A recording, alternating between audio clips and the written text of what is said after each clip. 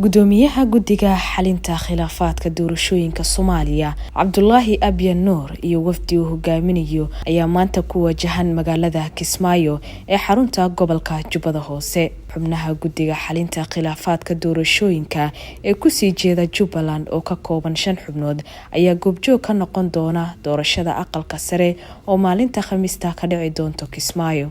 guddiga xalinta khilaafaadka ayaa sidoo kale kulan la qaadan doona guddiyada hirgelinta doorashooyinka heer federaal iyo kuwa Jubbaland oo wada diyaar garow ku aadan qabashada doorashada aqalka sare ee baarlamaanka.